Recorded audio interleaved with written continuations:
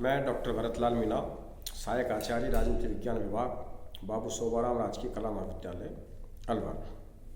आज की क्लास है BA पार्ट प्रथम।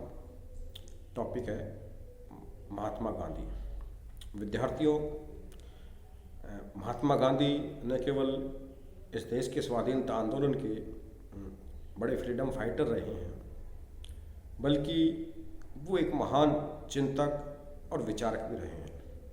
चिंतक और विचारक उस रूप में नहीं जिस रूप में हम दूसरे विचारकों और चिंतकों को देखते हैं, जिनकी अपनी परिकल्पनाएं समाज, दुनिया और भविष्य के बारे में रही हैं। उस प्रकार के चिंतक वो नहीं थे, बल्कि उन्होंने आज़ादी के आंदोलन के दौरान जो कुछ लक्ष्य रखे और उन लक्ष्यों को प्राप्त करने के लिए उन्होंने अपने जीवन के साथ जो प्रयोग किए, वो प्रयोग ही उनके उपदेश के रूप में, उनके विचारों के रूप में, उनके चिंतन के रूप में प्रकट हुए। और उन्हीं को हम महात्मा गांधी का विचार दर्शन के रूप में मानते हैं। तो इस रूप में हम ये देखते हैं कि गांधी जी के विचार दर्शन के 4 आधारभूत सिद्धांत हैं।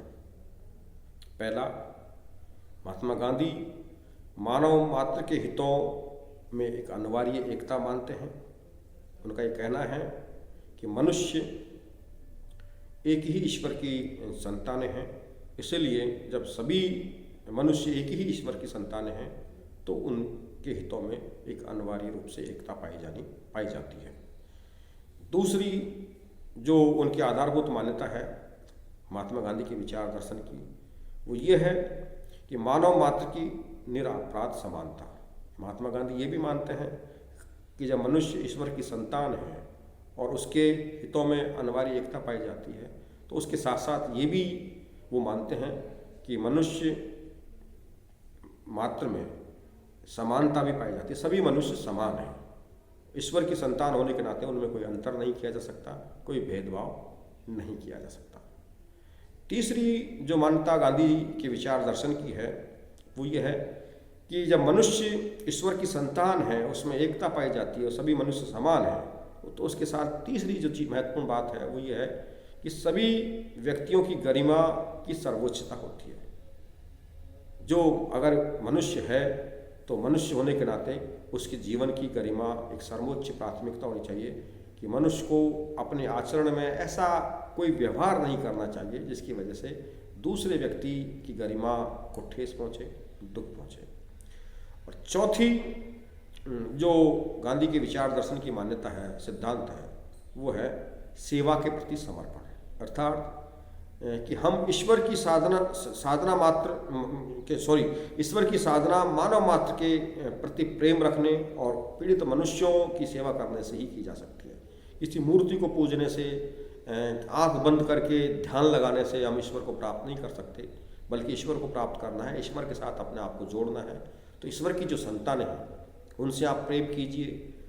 जो ईश्वर की संतानें पीड़ित हैं, दुखी हैं, उनके पीड़ा, उनके दुख को दूर करने के लिए आप प्रयास करेंगे, तभी आप ईश्वर को प्राप्त कर सकते हैं, तभी आप ईश्वर के प्रिय बन सकते हैं। तो ये 4 मूलभूत जो मान्यताएं हैं गांधी के विचार दर्शन की, इन 4 मूलभूत विचार मान्यताओं के इर्द गिर्द ही महात्मा गांधी के सभी विचार प्रकट हुए हैं। और उन्होंने भारत की स्वाधीनता आंदोलन था, उस आंदोलन का संचालन भी इसी भावना के आधार पर किया। इसीलिए आप ये देखते हैं कि महात्मा गांधी अंग्रेजों के खिलाफ आंदोलन करते वक्त इस बात पर बार बार फोकस करते हैं, इस बात को बार बार इंगित करते हैं कि हम अंग्रेजों के शोषण के खिलाफ हैं, अंग्रेजों के खिलाफ नहीं हैं। हम अंग्रेज मनुष्य के खिलाफ नहीं है, बल्कि उनके शासन के जो तौर तरीके हैं, जो अत्याचार पर आधारित हैं, हम उनके खिलाफ हैं, उनके खिलाफ संघर्ष कर रहे हैं और उनसे आज़ादी की हम बात कर रहे हैं। तो ये एक पूरी तरह से जो है महात्मा गांधी का चिंतन हमको मानवतावादी नज़र आता है और इसके आधार पर ही उनके समस्त विचार नज़र आते हैं। इस रूप में हमें देखें तो महात्मा गांधी ने सत्य, अहिंसा और सत्याग्रह, ये 3 विचारों को बड़ी सिद्धहस्त के साथ न केवल प्रयुक्त किया, बल्कि इनके आधार पर अपने आंदोलनों का संचालन भी किया है। सत्य का मतलब महात्मा गांधी के दर्शन से यह है कि इसके 2 केंद्रीय तत्व हैं। निरपेक्ष सत्य और सापेक्ष सत्य। महात्मा गांधी कहते हैं कि निरपेक्ष सत्य का मतलब ये है कि सर्वव्यापक, सर्वशक्तिमान और शाश्वत होता है ये। और इस निरपेक्ष सत्य को गांधी ने इतना महत्वपूर्ण माना है कि ईश्वर ही सत्य है के बजाय उन्होंने ये कहा कि सत्य ही ईश्वर है, ये कहना उचित होगा। इसका मतलब यहाँ ये हुआ कि अगर सत्य पर आधारित आपका आचरण है, आप सत्यवादी हैं, तो वो सत्य ही आपको ईश्वर तक लेके जाएगा। ईश्वर सत्य है, ये बात जो है आपको एक तरह से सत्य के महत्व को इंगित नहीं करती है, लेकिन अगर हम ये कहेंगे कि सत्य ही ईश्वर है तो वो सत्य के महत्व को ज़्यादा इंगित करेगी और वो आपको ऐसा सत्य जो है आपको ईश्वर तक ले जा सकता है। ये बात महात्मा गांधी ने कही है। सापेक्ष सत्य का अर्थ यह है कि ये एक अंतर आत्मा की पुकार है।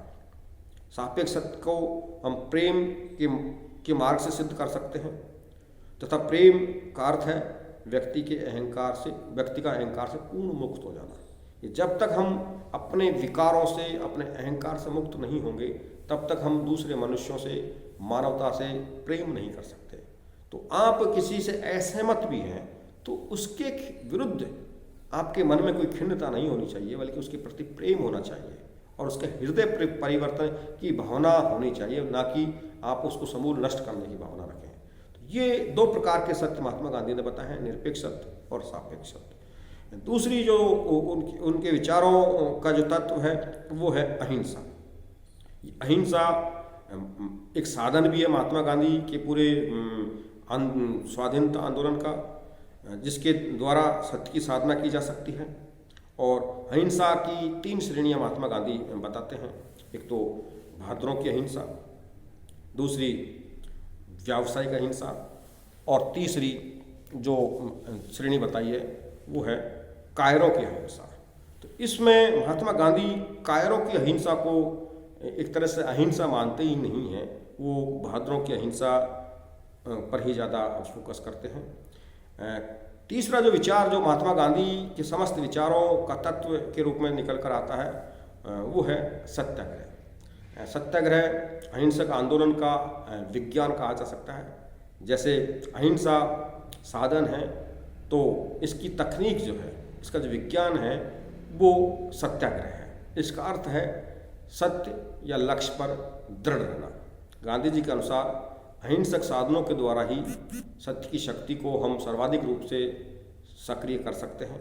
सत्याग्रह का जो दृष्टिकोण है उसके प्रति प्रेम जागृत करने और सबके लिए कष्ट सहने की प्रेरणा अगर कहीं से मिलती है वो सत्याग्रह के विचार से ही हमको मिलती है। इस प्रकार सत्याग्रह एक तरह से आत्मबल और प्रेम बल की शक्ति है। तो इस पर महात्मा गांधी ने बहुत ही ज़्यादा बल दिया है कि हमारे आंदोलन का जो विज्ञान है वो सत्याग्रह पर आधारित होना चाहिए कि हम जिस विचार, जिस व्यवस्था के विरुद्ध आंदोलन करना चाहते हैं वो सत्य पर आधारित होने चाहिए। आपके साधन सत्य पर आधारित होना चाहिए, आपका लक्ष्य, आपके उद्देश्य सत्य पर आधारित होने चाहिए। और सत्य पर आधारित होंगे तो उसका मतलब ये है कि आप जिसके विरुद्ध इसका इस्तेमाल कर रहे हैं उसके विरुद्ध आप अपने हृदय के अंदर नफरत नहीं पालेंगे। केवल उस व्यवस्था को जनहित में, मानवता के हित में परिवर्तन करने की नीयत से ही आप काम कर रहे होते हैं, न कि शत्रुता या दुर्भावना से। सत्याग्रही की जो अनिवार्य संकल्प है वो है सत्य, अहिंसा, अस्तेय, अपरिग्रह, कायिक श्रम, ऐश्वाद, ब्रह्मचर्य, निर्भीकता, कष्ट,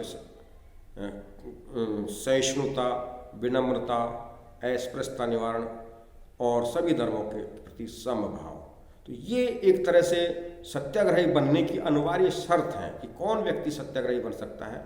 वो इन व्रतों को अपने जीवन में उतार कर ही सत्याग्रही बन सकता है कि वो सत्य पर अडिग रहे, अपने आचरण में अहिंसा का पालन करे, अस्तेय, बहुत ज़्यादा संपत्ति अर्जित नहीं करे, जितनी शरीर की जिंदा रहने के लिए ज़रूरत है उतना ही संपत्ति का अर्जन करे, अपरिग्रह, कायिक श्रम, शारीरिक श्रम पर वो बल दे। इसलिए महात्मा गांधी ये भी कहते हैं कि रोटी खाने का अधिकार उसी को है जो अन्न का उत्पादन करता हो। तो ये कायिक श्रम, ऐश्वाद, हम स्वादिष्ट भोजन नहीं करें क्योंकि ये स्वास्थ्य के लिए खराब हो सकता है और हमारी आदतें, और आदतों के रूप में हमारे विचारों में भी बदलाव भोजन लाता है, इसलिए हम सात्विक भोजन करें। ब्रह्मचर्य का पालन करें, निर्भीकता का वर्ण करें, हम साहस रखें और कष्ट सहने की हमें क्षमता हो, दूसरों के प्रति हम सहिष्णु रहें, विनम्र रहें। अस्पृश्यता भारत के अंदर छुआछूत की बड़ी बीमारी रही है, तो हम दूसरी जातियों दूसरे मनुष्यों के साथ में इस प्रकार के छुआछूत का व्यवहार नहीं करें और साथ ही साथ सभी धर्मों के प्रति समान आदर की भावना हम रखेंगे, तभी हम सत्याग्रही बन सकते हैं। तो ये कुल मिलाकर जो है महात्मा गांधी की विचार दर्शन की मूल मान्यताएं और तत्वों के रूप में हम देखते हैं, जिनके आधार पर महात्मा गांधी ने पूरे भारत के स्वाधीनता आंदोलन का